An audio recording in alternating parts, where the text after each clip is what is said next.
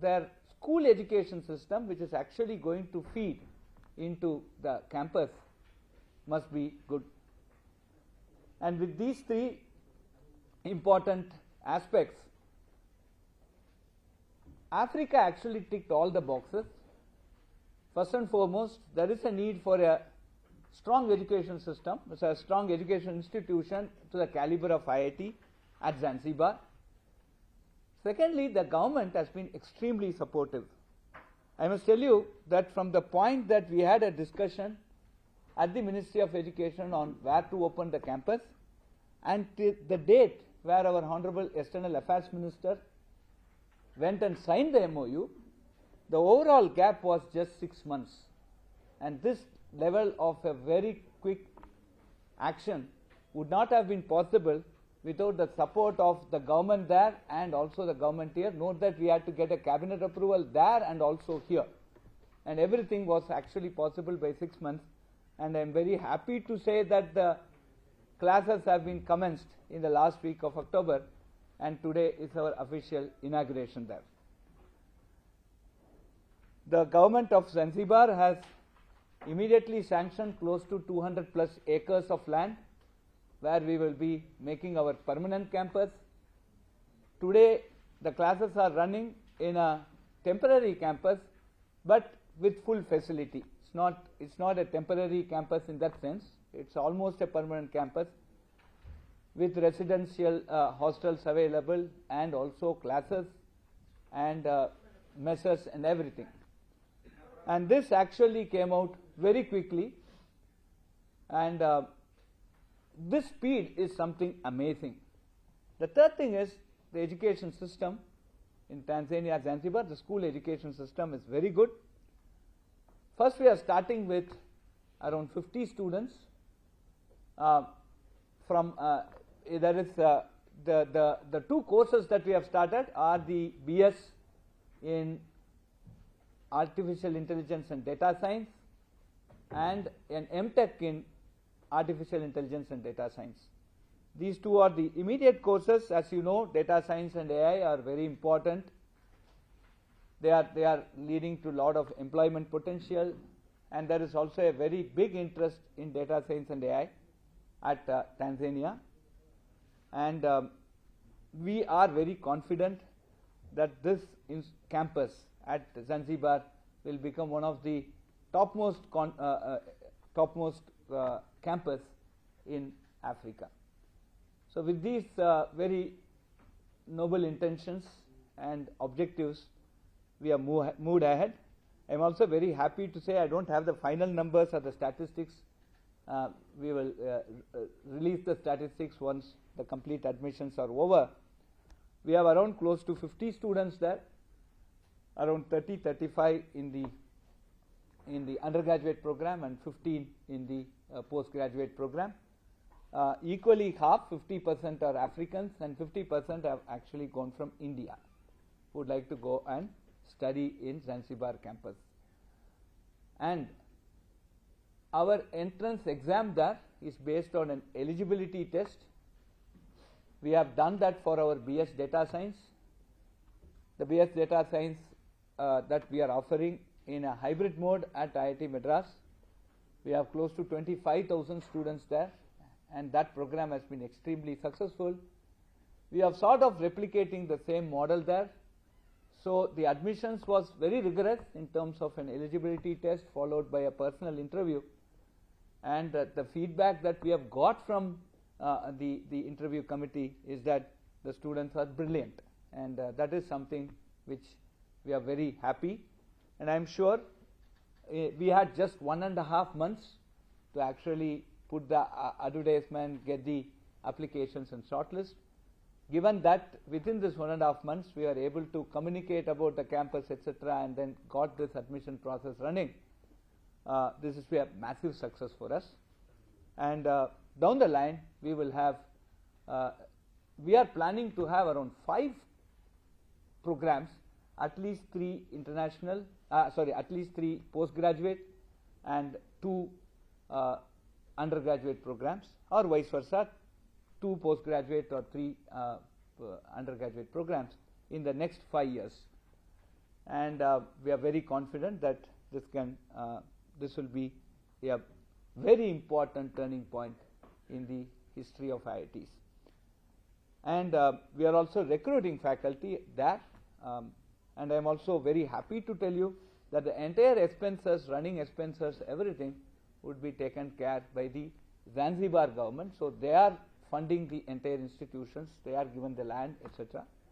And that is something very important, and I am sure that we will be having a great campus of IIT Madras at Zanzibar.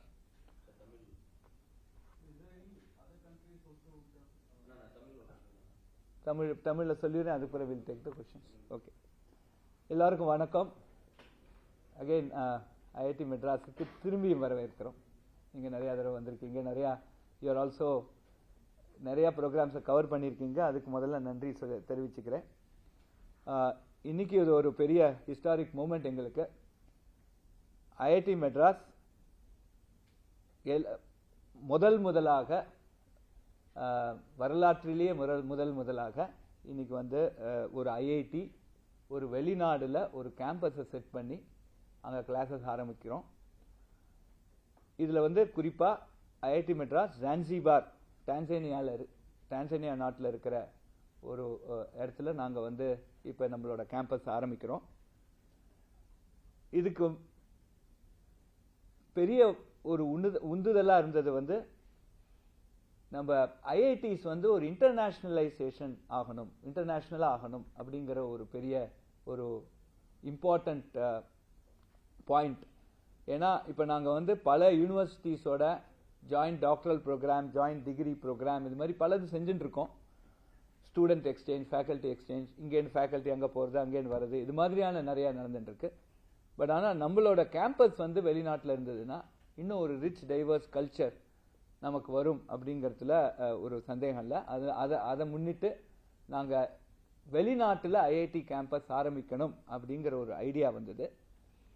அதுக்கு ஒரு committee கூட மினிஸ்ட்ரியில் constitute பண்ணாங்க. Doctor Radhakrishnan, former chairman of ISRO, தான் அதுக்கு சேர்மனாக இருந்தார் அந்த கமிட்டிக்கு. அந்த கமிட்டியோட ரெக்கமெண்டேஷன்ஸ் பொறுத்து அதுக்கப்புறம் நாங்கள் வந்து ஒரு 3 பாயிண்ட், ஒரு நாட்டில் போய் நம்ம இன்னொரு கேம்பஸ் ஆரம்பிக்கணும்னா 3 இம்பார்ட்டன்ட் பாயிண்ட்ஸ் நமக்கு தேவைங்கிறத நாங்கள் யோசித்தோம். ஒன்று, நம்ம மாதிரியான கேம்பஸ் அங்கே தேவையாக இருக்கணும், நம்மளை அவங்க வரவேற்கணும், இது வந்து அவங்களுக்கு ஒரு வேல்யூ அடிஷனாக இருக்கணும். அது பாயிண்ட் நம்பர் 1. பாயிண்ட் நம்பர் 2 வந்து அந்த அரசாங்கம் நம்மளை சப்போர்ட் பண்ணணும். பாயிண்ட் நம்பர் 3, அவங்க வந்து அங்கே இருக்கிற ஸ்கூல் எஜுகேஷன் சிஸ்டம், அங்கே இருக்கிற பசங்க தான் இதில் வந்து படிக்க போகிறாங்க, அங்கே இருக்கிற ஸ்கூல் எஜுகேஷன் சிஸ்டம் நல்லா இருக்கணும். இந்த 3 பாயிண்ட்ஸை வச்சு தான் நாங்கள் ஆரம்பித்தோம். இந்த 3 பாயிண்ட்ஸுமே ஜான்சிபார் டான்சானியா ரொம்ப ரொம்ப அவங்க சப்போர்ட்டிவாக இருந்தாங்க, ரொம்ப அதை டிக் பண்ணாங்க. அந்த ஆல் த 3 பாக்ஸஸ் அவங்களுக்கு அது சரியாக வந்தது டான்சானியா பொறுத்தவரை.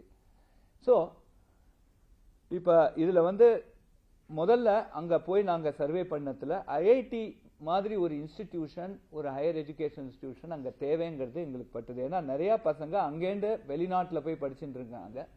அவங்களுக்கு அங்கேயே லோக்கலாக ஒரு ஐஐடி லெவலில் ஒரு நல்ல இன்ஸ்டிடியூஷன் இருந்ததுன்னா அவங்களுக்கு ரொம்ப யூஸ்ஃபுல்லாக இருக்கும் அப்படிங்கிற எங்களுக்கு ஒரு சர்வே பண்ணத்தில் எங்களுக்கும் கிடச்சிது.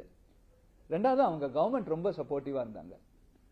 அதாவது இது மாதிரி நாங்கள் இன்ட்ரெஸ்டட் அப்படின்னு நம்ம அம்பாசிடர் வினய் பிரதான் அப்படின்னு நம்மளோட அம்பாசிடர் இருக்காரு, அவர் மூலமாக சொல்லி அனுப்பிச்சோன்னே வித்தின் 1 or 2 வீக்ஸ்க்குள்ள அவங்களோட கம்ப்ளீட் கண்டிஞ்சன்ட் இங்கே ஐஐடி மெட்ராஸ் வந்துட்டாங்க. வந்து இங்கே நம்மளோட இன்ட்ராக்ஷன் என்ன பண்ணலாம், எது பண்ணலாம், அந்த ஒரு பெரிய இன்ட்ரெஸ்ட் அவங்களுக்கு இருந்தது. அப்புறம் வந்து ஃப்ரம் த டேட் நாங்கள் வந்து மினிஸ்ட்ரியில் இதை டிஸ்கஸ் பண்ணதுலேருந்து நம்ம honourable external affairs minister Jaishankar sir அங்கே போய் கையெழுத்து போட்ட அந்த காலகட்டம், டோட்டல் டியூரேஷன் 6 மாதம். அந்த 6 மாதத்தில் எல்லாமே முடிஞ்சதுன்னா அந்த கவர்மெண்ட்டு அவங்களோட கேபினெட் அப்ரூவல், நம்ம கவர்மெண்ட்டோட கேபினெட் அப்ரூவல் எல்லாமே முடிஞ்சதுன்னா அவங்களோட கவர்மெண்ட்டோட எந்த அளவு அவங்க சப்போர்ட் பண்ணியிருக்காங்கிறது அதுலேருந்தே தெரியுது. ஸோ இதுக்கு அடுத்தது நாங்கள் வந்து அங்கே எப்படி கிளாஸஸ் ஆரம்பிக்கலாம் அப்படின்னு, அதாவது இந்த அக்டோபர் மாதமே ஆரம்பிச்சிடலாம் அப்படின்னு, ஏன்னா ரொம்ப தள்ளி போட வேண்டாம் அப்படின்னு ஒரு இன்டென்ஷனில் அக்டோபரில் ஆரம்பிச்சிடலான்னு நினச்சோம். இமீடியட்டாக அவங்க ஒரு டெம்பரரி கேம்பஸ் நமக்கு கொடுத்தாங்க. அப்புறம் அங்கே பர்மனன்ட் கேம்பஸுக்கு 200+ ஏக்கர், ஐ திங்க் 232 ஏக்கர் நினைக்கிறேன், கொஞ்சம் மின்பின்ன இருக்கும். அந்த லேண்ட் அவங்க வந்து நமக்கு இமீடியட்டாக கொடுத்துருக்காங்க. இப்போ அந்த கேம்பஸ் பிளானிங்லாம் ஆரம்பிச்சு இன்னும் 1 or 1.5 இயர்ஸ்க்குள்ள பர்மனன்ட் கேம்பஸுக்கு நம்ம மூவ் பண்ணுவோம். அப்புறம் அந்த டெம்பரரி கேம்பஸும் டெம்பரரியா இல்லை, ஆக்சுவலாக அதில் நிறையா பில்டிங்ஸ் இருக்கு, ஹாஸ்டல் இருக்கு, மெஸ் இருக்கு, எல்லாமே அவங்க ஏற்பாடு பண்ணி கொடுத்துட்டாங்க. ஸோ இவ்வளோ குயிக்காக எங்களால் அது இந்த கோர்சஸ் ஆரம்பிக்கிறதுக்கு அவங்க கவர்மெண்ட்டோட சப்போர்ட் ரொம்ப யூஸ்ஃபுல்லாக இருந்தது. அதையும் தாண்டி இப்போ எனக்கு டோட்டல் ஃபைனல் அட்மிஷன் ஸ்டாட்டிஸ்டிக்ஸ் இன்னும் வரல, இப்போ இன்னும் 1 or 2 டேஸில் வந்துடும். அதுக்கப்புறம் I will release it to the media. கிட்டத்தட்ட 50% of the students African students, 50% Indian students இங்கேருந்து போய் படிக்கிறவங்க அதில் ஜாயின் பண்ணியிருக்காங்க. 2 கோர்ஸ் ஆஃபர் பண்ணுறோம், BS in data science and AI and MTech in data science and AI. இப்போ டேட்டா சயின்ஸ் அண்ட் ஏஐ ரொம்ப முக்கியம். நம்ம IIT Madras and BS data science நடத்துகிறோம். அதில் 25,000 ஸ்டூடெண்ட் இப்போ வந்து ஜாயின் பண்ணியிருக்காங்க. ஸோ டேட்டா சயின்ஸில் வந்து நிறைய ஆப்பர்ச்சுனிட்டிஸ் இருக்குது. அதனால அந்த கோர்ஸை நாங்கள் ஆரம்பித்தோம். அது அவங்களும் ரொம்ப வெல்கம் பண்ணாங்க. அப்புறம் இதோட அட்மிஷன்ஸ் அகெயின் வந்து இங்கே ஐஐடி மெட்ராஸில் பிஎஸ் டேட்டா சயின்ஸ் நடத்துறதுல நாங்கள் 25,000 ஸ்டூடெண்ட்ஸ் இப்போ அட்மிட் பண்ணி அந்த கோர்ஸ் ரொம்ப பிரமாதமாக நடந்துட்டுருக்கு. நிறைய ஏழை மாணவர்களும் அதில் ஜாயின் பண்ண முடியுது. அதனால அதில் வந்து அந்த சிஸ்டமை நம்ம வந்து நல்லா பர்ஃபெக்ட் பண்ணியிருக்கோம். ஸோ இதே மாதிரியான ஒரு eligibility test followed by an interview அங்கே வச்சோம். அதில் நிறைய ஒரு 400-500 அப்ளிகேஷன்ஸ் வந்தது. அதில் கிட்டத்தட்ட ஒரு 30 applications for the under graduate and ஒரு 15 for the post graduate select பண்ணியிருக்கோம். இப்போ 45லேருந்து 50 பேர் அதில் அட்மிட் ஆகியிருக்காங்க. எங்களுக்கு இருந்தது 1.5 மாதம் தான் time from the time the MOU was signed. அந்த 1.5 மாதத்துக்குள்ளே இந்த ஃபுல் அட்வர்டைஸ்மெண்ட் பண்ணி ரெக்ரூட் பண்ணி இன்டர்வியூ பண்ணி எடுத்திருக்கோம்.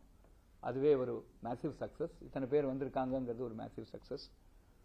அடுத்ததாக அந்த இன்டர்வியூ பண்ண கமிட்டிஸ்லேருந்து என்கிட்ட வந்த ஃபீட்பேக், அந்த குழந்தையெல்லாம் ரொம்ப பிரில்லியண்ட்டாக இருக்காங்க, ரொம்ப பிரில்லியன்ட் ஸ்டூடெண்ட்ஸு. நல்ல நிச்சயமாக நம்ம ஐஐடி மெட்ராஸோட alumnus at IIT Madras Zanzibar campus ஒரு பெரிய அந்த இவங்க தான் first historic batch, the first batch. அவங்க ஒரு நல்ல ஒரு பெரிய சயின்டிஸ்டாவோ பெரிய இன்ஜினியராகவோ பெரிய ரிசர்ச்சராகவோ வருவாங்கிறதுல எனக்கு ஒரு எந்த விதமான சந்தேகமும் இல்லை.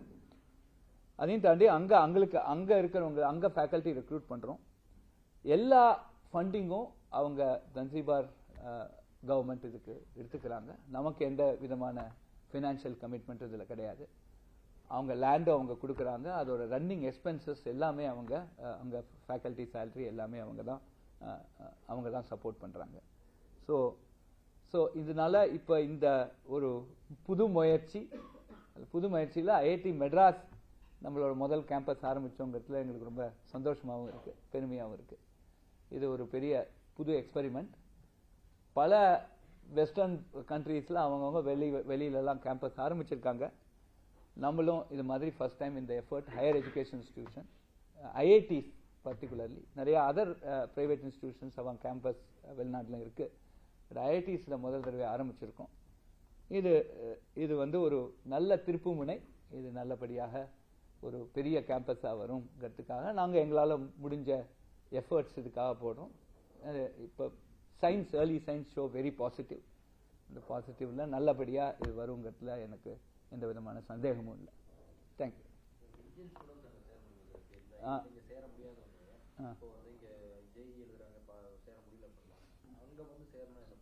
அந்த எலிஜிபிலிட்டி டெஸ்ட் இன்டர்வியூவும் கண்டக்ட் பண்ணுறோம். அதில் கிளியர் பண்ணி இப்போ கிட்டத்தட்ட அந்த ஒரு 22 இந்தியன் ஸ்டூடெண்ட்ஸ் போயிருக்காங்க. 15லேருந்து 16 இந்த அண்டர் கிராஜுவேட் அண்ட் கிட்டத்தட்ட ஒரு 8லேருந்து 10 பேர் இந்த எம்டெக் போயிருக்காங்க. அதான் ஆப்பிரிக்கன் கண்ட்ரீஸ்லேருந்து அப்படியே 50% ஒரு 22 பேர் ஜாயின் பண்ணியிருக்காங்க. எக்ஸாக்ட் ஸ்டாட்டிஸ்டிக்ஸ் இன்னும் வரல, வந்தோன்னே நாங்கள் சொல்கிறோம்.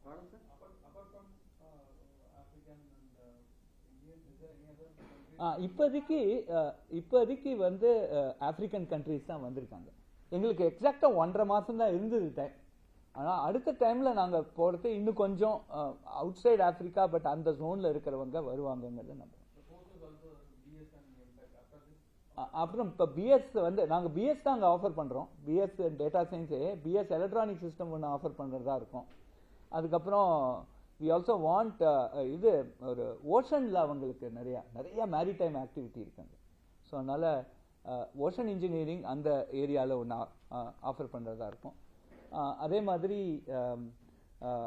இன்னும் கொஞ்சம் அதாவது அட்வான்ஸ் டெக்னாலஜிஸில் கொஞ்சம் குவாண்டம் சயின்சஸ் அது மாதிரி கொஞ்சம் ரிசர்ச் ஓரியன்டாக ஆஃபர் பண்ணுறோம். சில humanities courses public policy, MA in public policy அது மாதிரி கோர்சஸும் அங்கே எடுத்துன்னு போகலான் இருக்கோம். ஸோ இப்போதைக்கு இதெல்லாம் ஐடியா. நிச்சயமாக எங்களுக்கு எலக்ட்ரானிக்ஸில் அங்கே நிறையா அவங்களுக்கு எக்கச்சக்கமாக there is a big interest in electronics and there is also a very big interest in இது ஓஷன். இது ரெண்டுமே மைனிங் ஓஷன் இது ரெண்டுத்துலையும் இருக்குது. அதனால் இது ரெண்டையும் நம்ம எடுத்துன்னு போவோங்கிறது.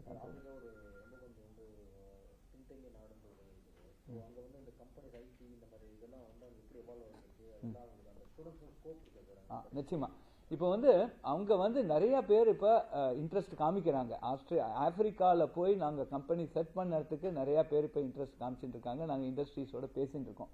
அது இன்னும் ஃபைனலைஸ் ஆகல. நம்ம ரிசர்ச் பார்க் மாதிரி அங்கே ஒரு ரிசர்ச் பார்க் கட்டலாம் அப்படின்னு ஒரு ஆசை இருக்கு அங்கே. ஏன்னா நிறைய பேர் அது இன்ட்ரெஸ்ட் இருக்காங்க. இங்கே ஜான்சிபார் போனாலே அவங்க ரொம்ப ரொம்ப நல்ல ஒரு என்விரான்மெண்ட் அங்கே இருக்குது. நான் கம்ப்ளீட்லி நான் பொல்யூட்டட், ரொம்ப ஒரு ஃப்ரீ என்விரான்மெண்ட், ஒரு குட்டி இடம், ஒரு கம்பேர்ட் டு ஒரு சென்னை சைஸ் இருக்குமா, இன்னும் கொஞ்சம் பெருசு இருக்குன்னு நினைக்கிறேன். ஸோ அவங்களுக்கு அங்கே ஒரு ரிசர்ச் பார்க் கட்டலாம் அப்படின்னு எங்களுக்கு ஒரு ஐடியாஸ் இருக்குது. அங்கே வச்சா நம்ம கண்ட்ரியில் இருக்கிற கம்பெனிஸ் ப்ளஸ் அப்ராட் கம்பெனிஸும் அங்கே வரலாம். இப்போ குறிப்பாக இதை அனௌன்ஸ் பண்ணதுக்கு அப்புறம் நாங்கள் 3 MOU சைன் பண்ணியிருக்கோம். ஒன்று டிகினோட ஒன்று சைன் பண்ணியிருக்கோம், பர்மிங்ஹாமோட இன்னொன்று சைன் பண்ணியிருக்கோம், அப்புறம் அந்த ஆப்பிரிக்கன் நெல்சன் மண்டேலா இன்ஸ்டியூட்டோடையும் ஒரு MOU சைன் பண்ணியிருக்கோம். இப்போ பல வெளிநாடு கண்ட்ரிஸ் இப்போ ஆப்பிரிக்கன் கேம்பஸோட கொலாபரேட் பண்ணுறதுக்கு ரெடியாக இருக்காங்க. அதுவும் ஒரு ரொம்ப இம்பார்ட்டன்ட் பாயிண்ட். இப்போ அங்கே ஒரு ட்வின்னிங் டிகிரி கொண்டு வரலாமா, அதாவது அங்கே அந்த IITM ஜான்சிபாரில் படிக்கிற பசங்க 1 year அப்ராடு போய் அப்ராட் எக்ஸ்போஷர் பண்ணிட்டு அங்கே ஒரு டிகிரி கொண்டு வரலாமா, இது மாதிரியா பல பேருக்கு அவங்க ஒரு ஆசை இருக்கு. So Africa is a very important destination. அதில் நிறைய டேலண்ட் இருக்கு. அந்த டேலண்ட்டை நம்ம அழகாக டேப் பண்ணி கொண்டு போகலாங்கிறது தான் எங்களுக்கு.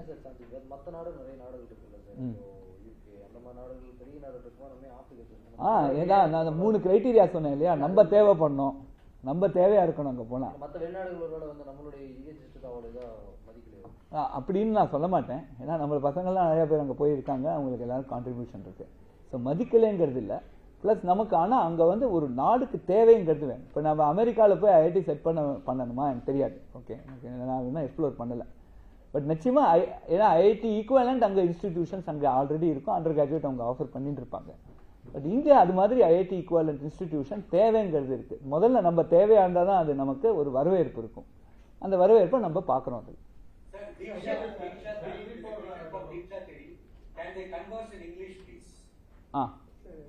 IIT is famous for core subjects, civil, mechanical, and computer science.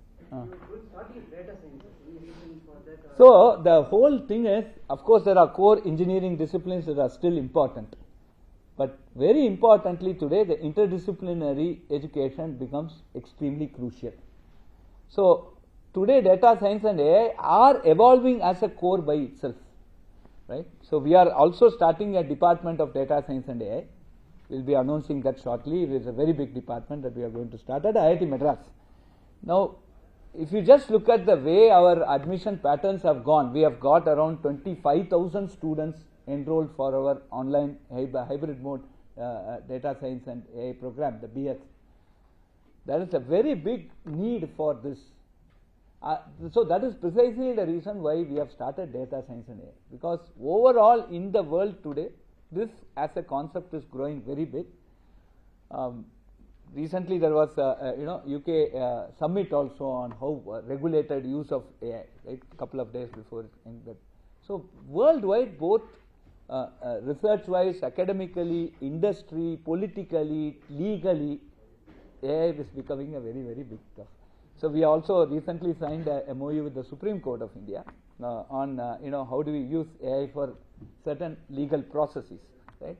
So AI is becoming very, very big, and that's the reason why we started off with data science and AI. Is it one language that you on Supreme Court? It is many things. Like for example, you are going to a particular court of, Tamil, but the judge may not know Tamil.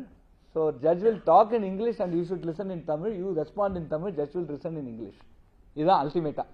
அதாவது நான் பேசுறது வந்து நான் judge அவர் வந்திருக்காருன்னா நான் இங்கிலீஷில் பேசுகிறேன்னா அவர் தமிழில் கேட்கணும், அவர் தமிழில் திருப்பி பேசினா எனக்கு இங்கிலீஷில் கேட்கணும்.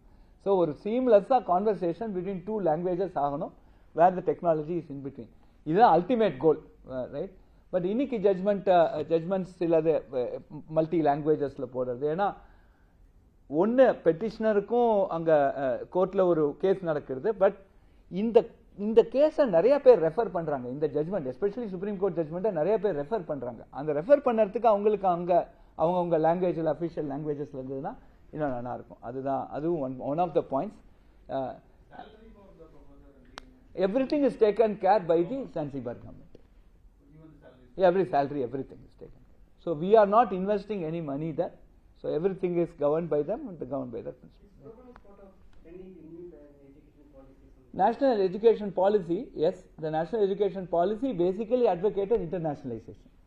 So in the internationalization of that Vishwaguru, that what we are talking of, is basically instigated by, basically stated in the national education policy.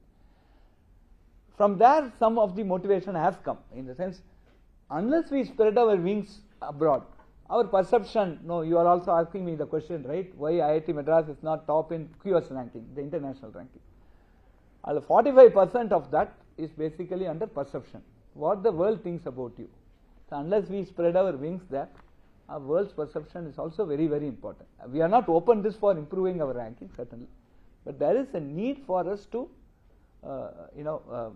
spread our wings and understand the other part of the world. So for the lessons that IIT Madras will learn from Africa will also be very important. How that system is working, how the students are responding, how do we handle those things, all these things will be taken care of. So currently the BS AI and the data science that you give here is an online course, right? So we give data science and programming here. Okay, it's not BS. Based on data science and AI. It's BS data science. So the BS data science and AI would be an offline program. Offline program in Zanzibar. They have to come to college. Yes. So you were comparing this with what you already have here. I was comparing it with here because of the entry criteria. So how did we determine the entry criteria? So now 25,000 people have joined and they are very comfortable. So we have a filter there. So around say for this